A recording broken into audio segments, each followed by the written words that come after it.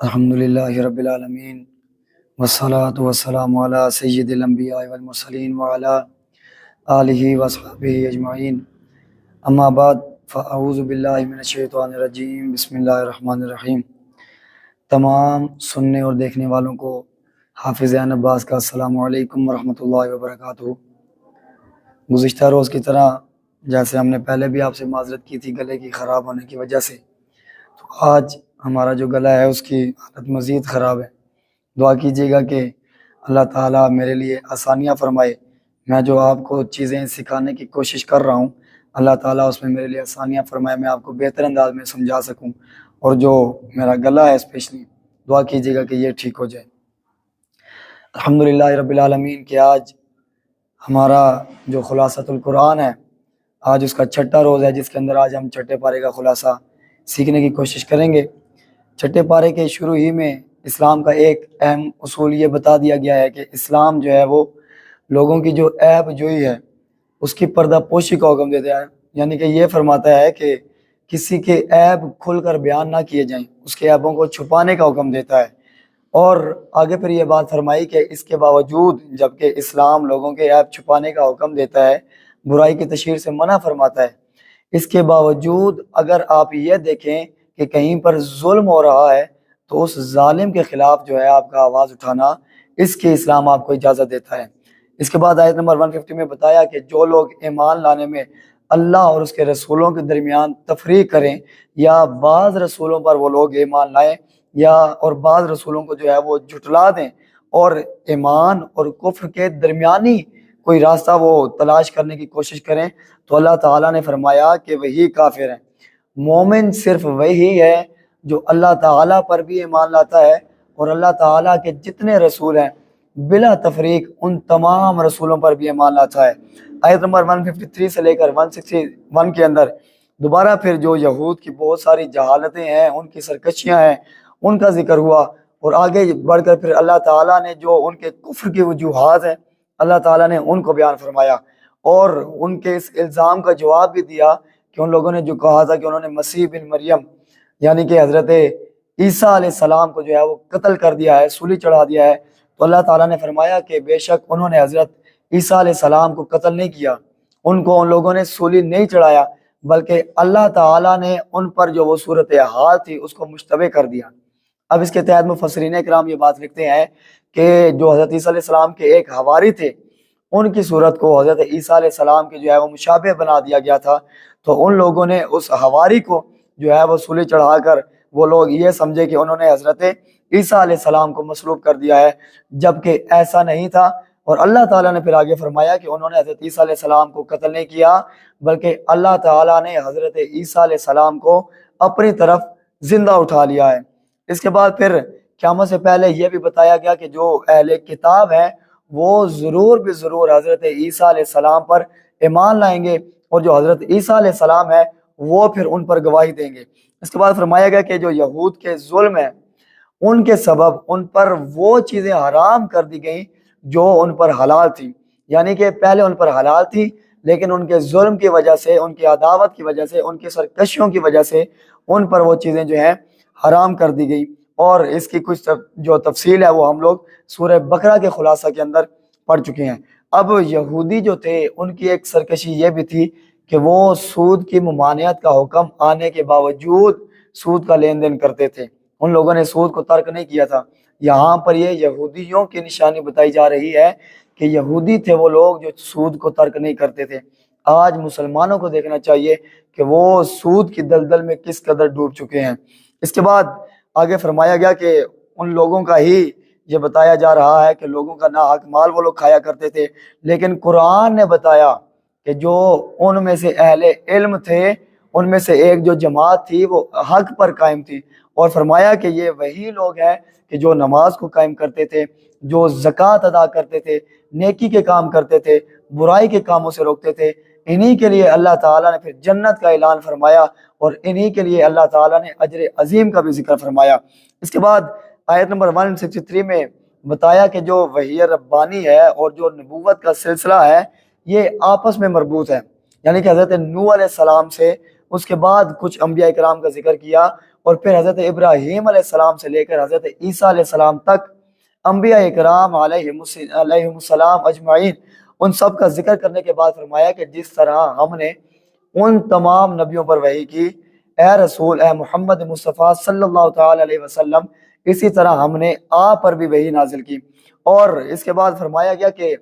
جو قرآن کریم ہی ہے نا، اس کے اندر کچھ رسولوں کے نام اور ان کے جو حالات ہیں وہ بیان نہیں کیے گئے، تو فرمایا گیا کہ جن کے نام اور ان کے حالات بیان ہوئے ہیں، تعین کے ساتھ ان سب پر ایمان لانا فرض ہے، لیکن وہ کہ جن کے نام اور ان کے جو واقعات ہیں، ان کے جو حالات ہیں وہ بیان نہیں ہوئے، ان سب پر بھی ایمان لانا مسلمانوں پر فرض ہے، جن کا ذکر ہے یا جن کا ذکر نہیں ہے، بس جو اللہ تعالیٰ کی طرف سے بھیجا گیا نبی ہے یا بھیجا گیا رسول ہے، مسلمانوں کا ان سب پر ایمان لانا قطعی طور پر فرض ہے۔ اس کے بعد بتایا گیا کہ جو نظام نبوت ہے اور جو رسالت کا نظام ہے، اس کی حکمت بیان فرمائی۔ اس کی حکمت یہ ہے کہ اللہ تعالیٰ نے یہ بتانا تھا یہودیوں کو اور وہ لوگ جو نافرمانیاں کرتے تھے کہ اللہ تعالیٰ جو دعوت حق کا پیغام دینا چاہتا ہے، تاکہ اللہ تعالیٰ اس حجت کو تمام کر دے، تاکہ اگر کوئی بندہ کافر ہے، کفر پر رہتا ہے، یا کوئی اپنے گناہوں میں مبتلا رہتا ہے، یا کوئی جو ہے وہ غفلت میں ڈوبا ہوا ہے، وہ بروز محشر یہ بات نہ کہہ سکے کہ ہمارے پاس حق نہیں آیا۔ یہ حکمت اسی وجہ سے بتائی جا رہی ہے نظام نبوت اور رسالت کی، کہ حق جو ہے وہ دنیا کے گوشے گوشے تک پہنچا دیا گیا ہے۔ اب اگر کوئی نہیں مانتا تو یہ اس کے اپنی جان پر اس چیز کا وبال ہوگا۔ اس کے بعد اللہ تعالیٰ نے فرمایا کہ جو لوگ کفر کرنے والے ہیں اور اللہ تعالیٰ کی جو سیدھی راہ ہے اس سے مسلمانوں کو، انسانوں کو جو روکنے والے ہیں، وہ لوگ کھلی گمراہی پر ہیں۔ اور فرمایا گیا کہ ایسے کافروں اور ظالموں کو اللہ تعالیٰ نہ تو ہدایت دے گا، نہ ان کی مغفرت فرمائے گا، اور جہنم کے راستے کے علاوہ ان کو کسی اور راستے پر بھی نہیں چلایا جائے گا، یعنی کہ یہ صرف اور صرف سیدھا جہنم کے راستے پر چلیں گے۔ اس کے بعد پھر اللہ تعالیٰ نے اپنی بے نیازی کا ذکر کرتے ہوئے اللہ تعالیٰ نے فرمایا کہ اگر رسول اللہ صلی اللہ تعالیٰ علیہ وآلہ وسلم کی لائی ہوئی جو بات ہے اس کو یہ لوگ مان لیں تو یہ ان کے اپنے لیے بہتر ہے۔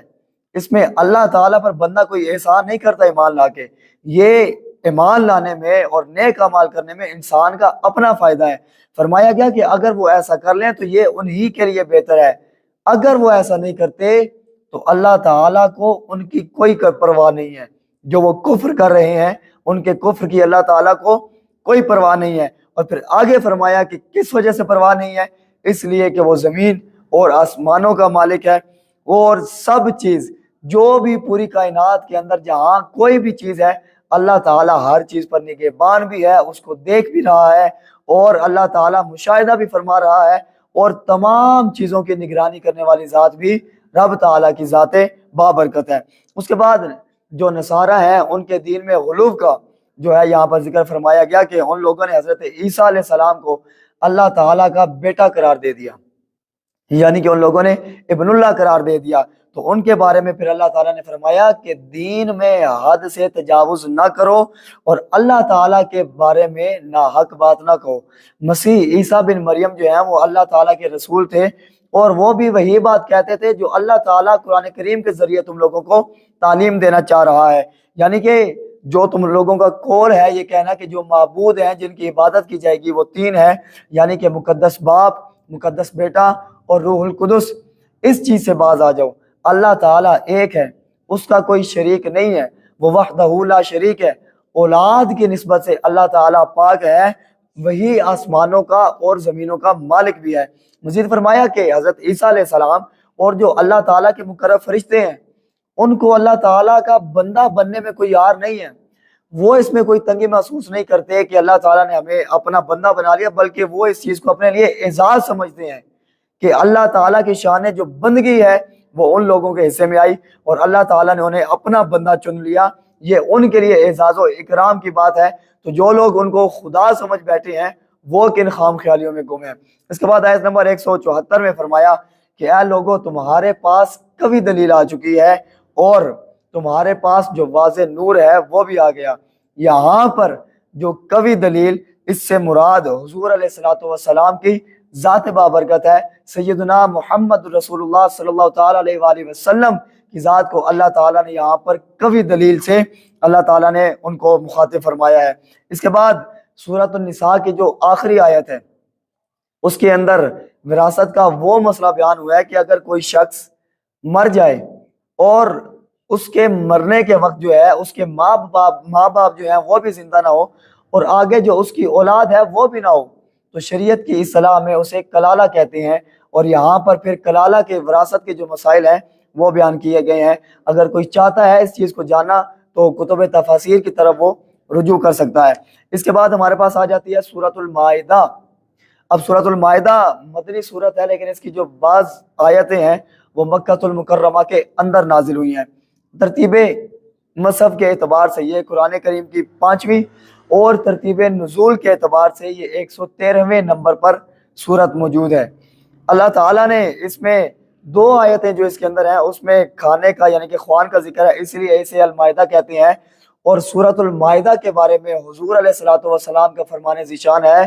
کہ جو شخص سورۃ المائدہ کی تلاوت کرتا ہے تو یہ سورۃ المائدہ اپنے پڑھنے والے کو عذاب کے فرشتوں سے نجات دلاتی ہے۔ اب اس کے اندر اس کا جو آغاز ہے وہ وعدے کو پورا کرنے کے حوالے سے یعنی کہ انسان کی تربیت کرنے سے اس کا آغاز ہو رہا ہے، اور آگے پھر فرمایا کہ جن چیزوں سے استثناء ہے جن کا ذکر ابھی آگے آئے گا ان کے علاوہ 4 پاؤں والے جتنے بھی جانور ہیں اللہ تعالیٰ نے وہ تمام حلال کر دیے ہیں، اور مزید اللہ تعالیٰ نے یہ بات فرمائی کہ اللہ تعالیٰ کی جو نشانیاں ہیں اور حرمت والے جو 4 مہینے ہیں ان کی بے حرمتی نہ کرو۔ اسی طرح جو مکہ المکرمہ کے اندر قربانیاں آتی ہیں یا وہ جانور جن کے گلے میں پٹے ہیں قربانی کی علامت کے طور پر، ان کی بھی بے حرمتی نہ کی جائے۔ اس کے بعد مسلمانوں کو نیکی کے کاموں میں ایک دوسرے کی مدد کرنے کا حکم دیا گیا، اور ایک دوسرے کو جو ہے ظلم کے کاموں میں مدد نہ کرنے کا حکم دیا گیا ہے۔ اب اس آیت مبارکہ کے اندر جو ہے ایک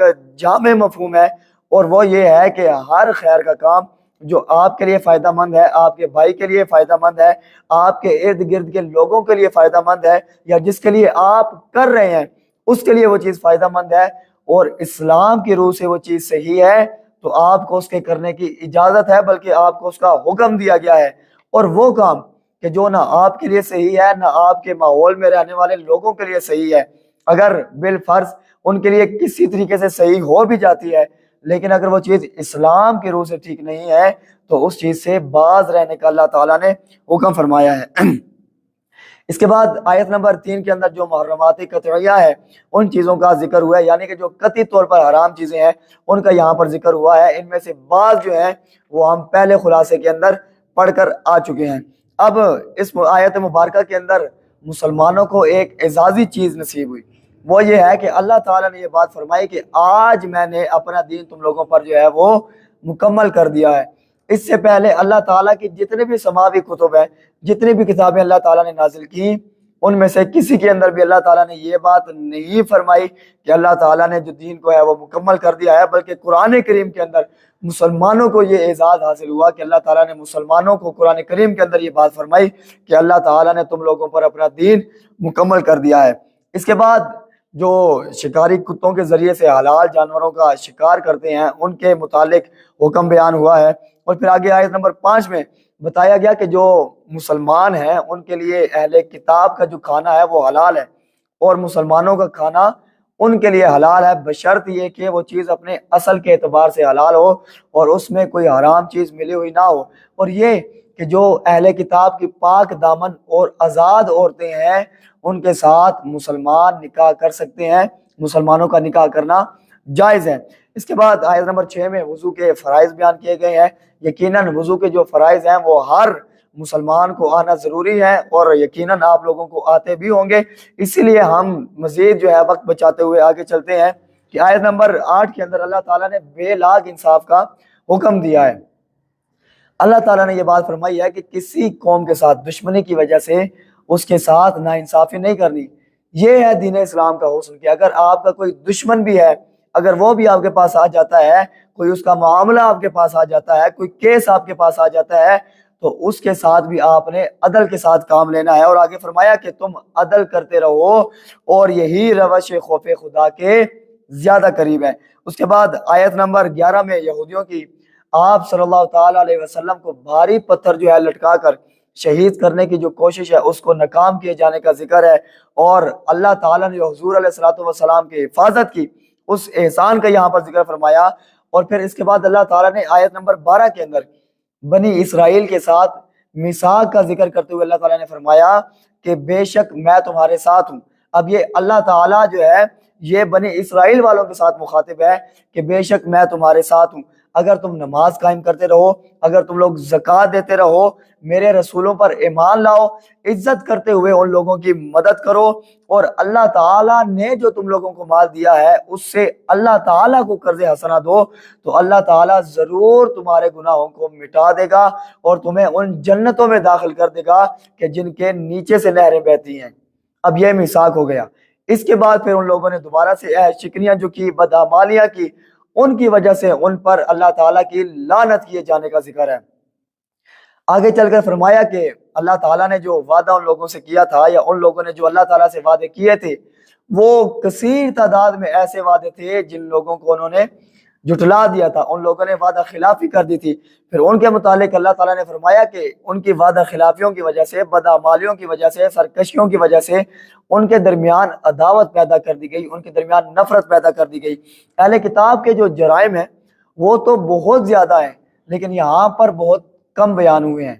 اب کم بیان کرنے کا مقصد یہ ہے کہ ہمارا مقصد ان کی اصلاح کرنا ہے۔ یہ قرآن کی تعلیم ہے، قرآن یہ بات بتا رہا ہے کہ ان کے جو جرائم ہیں ان کی تشہیر کرنا اسلام کا مقصد نہیں ہے، بلکہ جو ان کی اصلاح ہے وہ اسلام کرنا چاہتا ہے۔ اس لیے یہاں پر ان کے زیادہ جرائم کا ذکر نہیں کیا، بلکہ ان کی اصلاح کرنے کی کوشش کی جا رہی ہے۔ پھر اللہ تعالیٰ کا ارشاد ہوا کہ بے شک تمہارے پاس اللہ تعالیٰ کی طرف سے نور نبوت اور روشن کتاب آئی ہے۔ اللہ تعالیٰ اس کے ذریعے سے سلامتی کی راہوں پر انہی لوگوں کو چلاتا ہے کہ جو اس کی رضا کی پیروی کرتے ہیں، اور اپنے اذن سے ان کو اندھیروں سے نکال کر، یعنی کہ گمراہی کے جو اندھیرے ہیں، جو بدبختی کے اندھیرے ہیں، اس سے نکال کر اللہ تعالیٰ انہیں ایمانی نور عطا فرما دیتا ہے اور ان کو سیدھے راستے کی طرف گامزن فرما دیتا ہے۔ اس کے بعد آیت نمبر 17 میں اللہ تعالیٰ نے مسیح بن مریم، حضرت عیسیٰ علیہ السلام کو جو لوگ معبود کہتے ہیں، ان کو خدا بنا بیٹھے ہیں،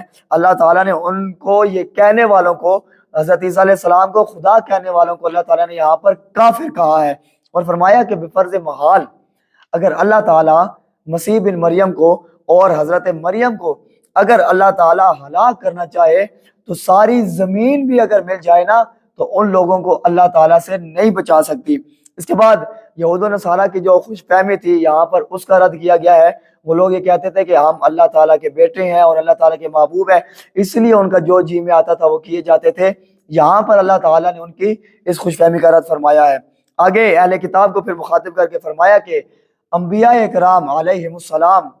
ان کی جو بعثت کا ایک سلسلہ تھا، یعنی کہ حضرت عیسیٰ علیہ السلام تک، اس کے بعد جو حضور علیہ السلام کی بعثت، حضرت عیسیٰ علیہ السلام کی بعثت کے بعد درمیان میں جو گیپ آیا، اس کے بعد جب اللہ تعالیٰ نے عظیم رسول کو مبعوث فرمایا تو ان کو مبعوث کرنے کا مقصد یہ ہی تھا کہ تم لوگ یہ نہ کہہ سکو کہ ہمارے پاس کوئی بشیر و نذیر نہیں آیا، کہ ہمارے پاس کوئی اللہ تعالیٰ کی رحمت کی بشارتیں دینے والا نہیں آیا، اللہ تعالیٰ کے عذاب سے ہم لوگوں کو ڈرانے والا نہیں آیا۔ اب تمہارے پاس اللہ تعالیٰ کی رحمت کی خوشخبری دینے والا بھی آ گیا ہے، اور اللہ تعالیٰ کے عذاب سے ڈرانے والے محمد صلی اللہ تعالیٰ علیہ وسلم، اللہ تعالیٰ کے آخری نبی اور اللہ تعالیٰ کے آخری رسول تشریف لا چکے ہیں۔ اس کے بعد آیت نمبر 21 سے 26 میں اس بات کا ذکر ہے کہ بنی اسرائیل کو مقدس سرزمین میں داخل ہونے کا جب حکم ہوا اور وہ جب داخل ہونے لگے تو انہوں نے حضرت عیسیٰ علیہ السلام سے کہا کہ ہم یہاں پر بڑی جسامت والے لوگوں کو دیکھتے ہیں، ایسا کیجئے کہ آپ اور اللہ تعالیٰ جائیے، ان لوگوں سے لڑیے کہ جب تک یہ لوگ یہاں سے نہیں نکلیں گے ہم لوگ یہاں سے نہیں جائیں گے۔ یہاں پر حضرت عیسیٰ علیہ السلام نے حضرت موسیٰ علیہ السلام سے لوگوں نے یہ بات کہی تھی۔ اب پھر حضرت موسیٰ علیہ السلام جب ان بے جا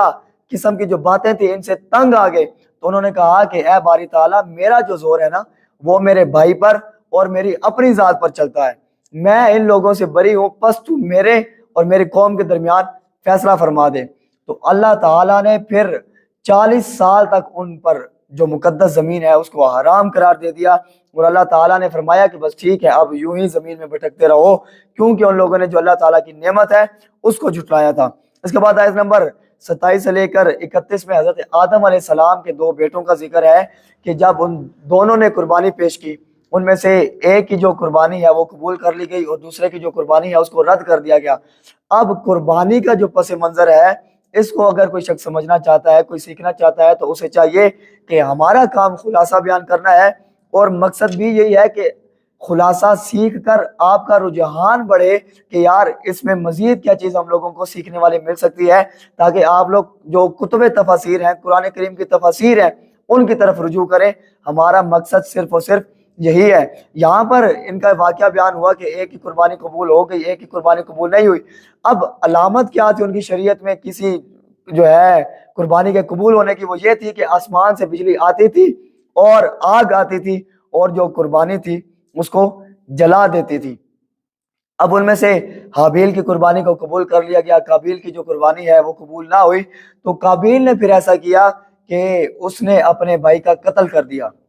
تو پھر یہاں پر اب اسے سمجھ نہیں آ رہی تھی کہ میں نے قتل تو کر دیا ہے، اب میں اپنے بھائی کی لاش کے ساتھ کروں تو کیا کروں؟ تو پھر اللہ تعالیٰ نے کوا بھیج کر قابیل کو یہ بات سکھائی کہ اس کو اس طریقے سے دفن کر دو۔ اس سارے واقعے کے بعد اللہ تعالیٰ نے اس پس منظر کو بیان فرمانے کے بعد اللہ تعالیٰ نے فرمایا اسی وجہ سے ہم نے بنی اسرائیل پر لکھ دیا ہے کہ جس شخص نے جان کے بدلے یعنی کہ قصاص کے بدلے میں اگر کسی کی جان لیا تو ٹھیک، وگرنہ اگر کسی نے ظلم کے ساتھ یا بے انصافی کے ساتھ کسی کی جان لی ہے تو گویا کہ اس نے تمام انسانیت کی جان لی ہے، اس نے تمام انسانیت کو قتل کیا ہے۔ اور اگر کسی نے کسی ایک شخص کی جان بچا لی تو سمجھیے کہ اس نے تمام انسانیت کو بچا لیا ہے۔ اس کے بعد اللہ تعالیٰ نے انسانیت کے جو سب سے بڑا جرم ہے، آج کے اگر زبان میں اسے سمجھا جائے تو اس سے مراد دہشت گردی ہے، یہ انسانیت کا سب سے بڑا جرم، اس کی حد کو اللہ تعالیٰ نے قرار دیتے ہوئے یہ فرمایا کہ جو شخص دہشت گردی کرتا ہے وہ شخص ایسا ہی ہے کہ وہ اللہ تعالیٰ اور اس کے رسول کے خلاف اعلان جنگ کر رہا ہے۔ اور پھر اللہ تعالیٰ نے یہ بات فرمائی کہ جو لوگ اللہ تعالیٰ کے ساتھ اور اس کے رسول کے ساتھ اعلان جنگ کرتے ہیں انہیں چن چن کر قتل کر ڈالو، یا پھر ان لوگوں کو سولی چڑھا دو، یا ایسا کرو کہ ایک جانب سے ہاتھ اور دوسری جانب سے جو ہے ان کا پاؤں کاٹ دو اور انہیں اپنی زمینوں سے نکال دو، یعنی کہ ان لوگوں کو قید کر دو۔ اور آگے فرمایا کہ یہ صرف اور صرف دنیا میں ان لوگوں کی رسوائی ہے، آخرت کا جو عذاب ہے وہ اس سے بھی کئی گنا زیادہ بڑا ہے ان لوگوں کے لیے جو دہشت گردی کرتے ہیں۔ اس کے بعد آیت نمبر 35 میں اہل ایمان کو تقوی اختیار کرنے، اللہ تعالیٰ کی بارگاہ میں نجات کا وسیلہ تلاش کرنے کا حکم دیا گیا۔ آیت نمبر 36 میں فرمایا کہ کوئی شخص روئے زمین کا یعنی کہ ساری زمین کا مالک بنا دیا جائے اور اس میں جتنی بھی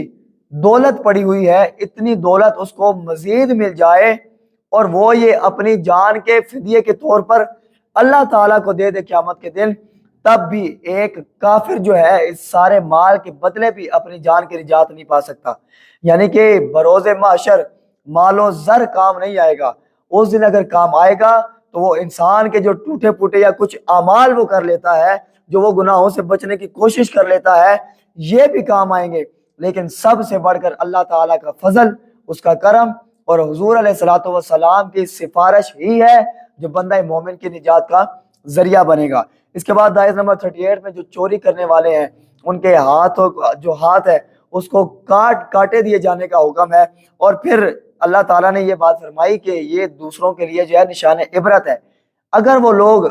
یعنی کہ ہاتھ کاٹ دیے جانے کے بعد وہ لوگ اپنی اصلاح کر لیتے ہیں، توبہ کر لیتے ہیں، تو اللہ تعالیٰ جو ہے ان کو معاف فرمانے والا ہے۔ اور اس کے بعد پھر اللہ تعالیٰ نے زمین و آسمانوں کی بادشاہی اور عذاب دینے اور معاف کرنے کی قدرت بتایا ہے کہ یہ صرف رب العالمین ہی کا خاصہ ہے، اس کے علاوہ کسی کے پاس یہ خصوصیات نہیں ہے۔ اس کے بعد ایک بار پھر یہود کا جو نفاق ہے اس کی مختلف صورتیں بیان کی گئی اور یہ بھی بتایا گیا کہ جو تورات ہے اس کے اندر زنا کی جو سزا ہے وہ رجم کرنا ہے، لیکن جو تھے یہودی اور ان کے جو علماء تھے وہ اس کو چھپاتے تھے، تو حضور علیہ الصلوۃ والسلام نے اس حکم کو بیان کر دیا، ظاہر کر دیا، عیاں کر دیا، تو اللہ تعالیٰ نے رسول اللہ صلی اللہ تعالیٰ علیہ وآلہ وسلم کو یہ بات فرمائی کہ اگر وہ لوگ آپ کے پاس کوئی مقدمہ لے کر آئیں تو یہ آپ پر ہے کہ آپ اس فیصلے کو دیکھیں یا نہ دیکھیں، یعنی کہ ان کا مقدمہ جو ہے اس پر نظر ثانی کریں یا نہ کریں۔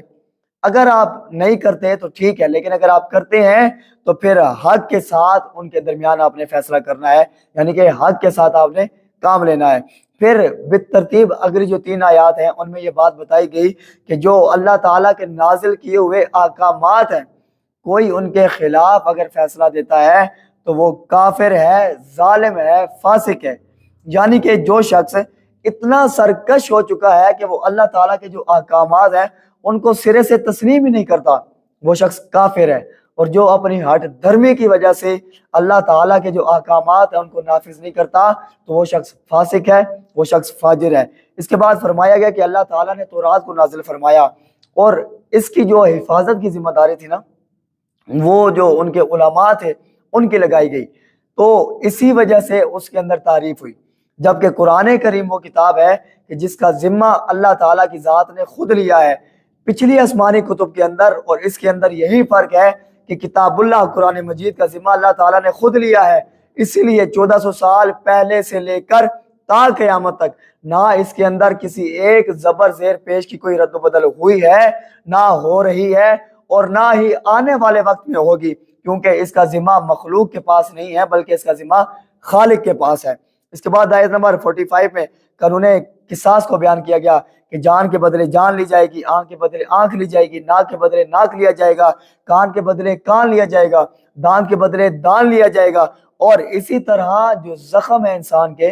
اس کا بھی قصاص ہے۔ اور جو خوش دلی سے قصاص دے دے اور اپنے جرم کو جو ہے وہ قبول کر لے تو یہ اس کے گناہ کا کفارہ ہے، یعنی کہ پھر اس کی اس پر پکڑ نہیں ہوگی۔ اس کے بعد آیت نمبر 46 میں فرمایا کہ حضرت موسیٰ علیہ السلام کے بعد بھی جو سلسلہ نبوت ہے وہ جاری رہا، اور ان کے نقش قدم پر چلتے ہوئے حضرت عیسیٰ علیہ السلام دنیا میں تشریف لائے۔ انہوں نے تورات کی تصدیق کی اور اللہ تعالیٰ نے ان کو انجیل عطا فرمائی۔ تو جو تورات کی طرح سراپہ نور بھی ہے، سراپہ ہدایت بھی ہے، تورات اور انجیل کے بعد قرآن اور اس کی خصوصیات کا ذکر فرمایا کہ جو قرآن کا نزول ہے یہ حق کے ساتھ ہوا ہے، حق پر ہوا ہے، اور جو پچھلی سماوی کتب ہیں یہ ان پر مہیمن ہے، یعنی کہ ان کے محافظ ہے، ان کی نگہبان ہے، ان پر نگران ہے۔ اس کے بعد آیت نمبر 48-49 میں بتایا کہ اللہ تعالیٰ نے ہر امت کے لیے ایک شریعت اور واضح راہ عمل جو ہے وہ مقرر کر دی۔ اب اللہ کی اگر مشیت ہوتی تو اللہ تعالیٰ سب کو ہی ایک امت بنا دیتا، یہ فرقہ بازی ہی نہ ہوتی، یہ جو مختلف قسم کے دین ہیں یہ ہوتے ہی نہ۔ لیکن اللہ تعالیٰ نے یہ فرمایا کہ جب میں نے حق کو بھی ظاہر کر دیا، باطل کو بھی ظاہر کر دیا، تو اب انسانوں کے پاس یہ اختیار ہے کہ وہ دونوں میں سے جس راہ کو چاہیں اختیار کر سکتے ہیں۔ لیکن اگر وہ لوگ حق کو اختیار کرتے ہیں تو ان کے پھر اللہ تعالیٰ دنیا و آخرت میں نصرت کی اللہ تعالیٰ نے ان کے ساتھ جو ہے وہ وعدہ فرمایا، اور جو لوگ باطل پر قائم رہتے ہیں ان کا جو وبال ہے ان کی اپنی جانوں کے اوپر ہی آئے گا۔ اس کے بعد آیت نمبر 51 میں بتایا کہ یہود و نصارہ کو اپنا دوست نہ بناؤ۔ نصرانیوں کو اور یہودیوں کو اسلام نے اپنا دوست بنانے سے منع فرمایا ہے، کیونکہ وہ آپس میں نا مسلمانوں کے خلاف ہیں، یعنی کہ جب مسلمانوں کے خلاف کوئی بات کرنی ہو تو وہ لوگ ایک دوسرے کے ساتھی بن جاتے ہیں، جیسا کہ آج ہمیں فلسطین کے معاملے میں نظر آتا ہے کہ جب فلسطین پر ایک اسرائیل نے حملہ کیا تو کئی ایسے ممالک ہیں کہ جن کے مذاہب اور ہیں لیکن وہ بھی اسرائیل کے ساتھ مل کر فلسطین پر حملہ کرنے میں ان کا تعاون کر رہے ہیں، اور 57 اسلامی ممالک ایک دین پر ہونے کے باوجود وہاں کی ایک بیٹی کو پانی تک نہیں پلا سکتے۔ یہ ہمارے لیے لمحہ فکریہ بھی ہے۔ اس کے بعد فرمایا گیا کہ جو لوگ یہودیوں کی، نصرانیوں کی جو ہے دوستی کو اختیار کرتے ہیں تو اللہ تعالیٰ ان کو پھر انہی میں سے بنا دے گا۔ یہ کتنی بڑی وعید ہے اللہ تعالیٰ کی طرف سے کہ ان کے ساتھ اگر کوئی دوستی رکھتا ہے تو وہ یوں ہی سمجھے کہ وہ انہی میں سے ہے۔ اس کے بعد جب اللہ تعالیٰ مومنین کو فتح دے گا، یہاں پر ان منافقین کا ذکر ہو رہا ہے کہ جو گردش سے ڈرتے تھے، یعنی کہ حالات کے بدل جانے سے ڈرتے تھے۔ فرمایا گیا کہ جب اللہ تعالیٰ مسلمانوں کو فتح دے گا تو یہی کافر جو ہیں، یہی منافق جو ہیں، یہ اپنے کیے پر شرمندہ ہوں گے۔ اس کے بعد آیت نمبر 54 میں بتایا کہ اللہ تعالیٰ کا دین کسی کا محتاج نہیں ہے۔ اگر اللہ تعالیٰ چاہے، یہ اللہ تعالیٰ کی بے نیازی، آپ اور میں اگر نیک اعمال کر رہے ہیں تو ہم کون سا اللہ تعالیٰ پر معاذ اللہ جو ہے وہ احسان کر رہے ہیں؟ اس میں آپ کا اور میرا اپنا بھلا ہے۔ ہم اعمال اس لیے کر رہے ہیں تاکہ ہم جہنم سے بچ جائیں، عذاب قبر سے بچ جائیں، اللہ تعالیٰ کے غضب سے بچ جائیں۔ اس میں اللہ تعالیٰ پر انسان کا کوئی احسان نہیں ہے۔ اللہ تعالیٰ کی بے نیازی یہ ہے، وہ فرماتا ہے کہ اللہ تعالیٰ کا جو دین ہے وہ کسی کا محتاج نہیں ہے، آپ کے اور میرے کام کرنے کا اللہ کا دین محتاج نہیں ہے۔ اگر ہم لوگ نہ کریں تو اللہ تعالیٰ چاہے تو ایسی قوم پیدا کر دے گا جس کے ساتھ اللہ محبت کرے گا، اور وہ لوگ اللہ تعالیٰ کی ذات سے محبت کریں گے، یعنی دونوں ایک دوسرے سے محبت کرنے والے ہوں گے، اور وہ قوم مسلمانوں کے ساتھ محبت کرے گی، اور جو کافر ہیں ان کے خلاف سخت دل ہوگی۔ آیت نمبر 56 میں فرمایا کہ جو اللہ اور رسول پر ایمان لاتے ہیں اور ایمان والوں کو اپنا دوست بناتے ہیں تو بے شک اللہ تعالیٰ کی جماعت ہی غالب آنے والی ہے۔ اس کے بعد آیت نمبر 57 میں بتایا کہ اہل کتاب میں سے جو دین کا مذاق بنانے والے ہیں اور جو کافر ہیں ان کو اپنا دوست نہیں بنانا، یعنی یہاں پر دوبارہ دین کا جو مذاق بنانے والے لوگ ہیں ان کی دوستی کی ممانعت کا ذکر آ گیا۔ آیت نمبر 60 میں اللہ تعالیٰ نے فرمایا کہ بدترین سزا ان لوگوں کی ہے جن پر اللہ تعالیٰ نے لعنت فرمائی، جن پر اللہ تعالیٰ نے غضب فرمایا۔ ان لوگوں نے شیطان کی عبادت کی، اور ان میں سے جو بعض کی صورتیں ہیں ان کو بندر اور خنزیر کی شکلوں میں تبدیل کر دیا گیا۔ اس کے بعد آیت نمبر 61 اور 62 میں منافقین یہود جو ہیں ان کی بے ایمانی اور جو حرام خوری کے کاموں میں وہ لوگ بڑھتے چلے جا رہے تھے اس کا ذکر ہے۔ اس کے بعد آیت نمبر 63 میں اللہ تعالیٰ نے یہود کی ان بدعمالیوں پر علماء و مشائخ جو ان کے تھے، یعنی کہ وہ لوگ جو برا کام کرتے تھے اس پر جو ان کے علماء خاموش رہتے تھے، اللہ تعالیٰ نے فرمایا کہ ان لوگوں کے جو فرائض تھے، جو جس منصب پر ان لوگوں کو فائز کیا گیا، وہ جو ان کے فرائض تھے ان لوگوں نے صحیح طریقے سے اس کو ادا نہ کیا، ان لوگوں نے اس میں غفلت برتی ہے۔ آیت نمبر 64 میں جو ہم پہلے پڑھ چکے ہیں کہ یہودیوں نے جو ہے اہل کتاب نے جو اللہ تعالیٰ کی شان میں گستاخی کی تھی، نازیبا کلمہ بولا تھا، اللہ تعالیٰ نے یہاں پر اسی کا بیان کرتے ہوئے فرمایا کہ اس کے سبب اللہ تعالیٰ نے ان پر لعنت فرمائی ہے۔ اس کے بعد آیت نمبر 66 میں اہل کتاب اگر تورات اور انجیل کے احکامات پر عمل کرتے تو اللہ تعالیٰ ان کو فراخ رزق دیتا، لیکن ان میں سے ایک ہی جماعت ایسی ہے کہ جو حق پر کاربند ہے۔ آیت نمبر 67 میں اللہ تعالیٰ نے فرمایا کہ اے رسول، آپ کے رب کی جانب سے جو کلام آپ پر نازل کیا گیا ہے اسے لوگوں تک پہنچا دو۔ بالفرض اگر آپ ایسا نہیں کرتے تو آپ نے اللہ تعالیٰ کا جو پیغام ہے اس کو نہیں پہنچایا،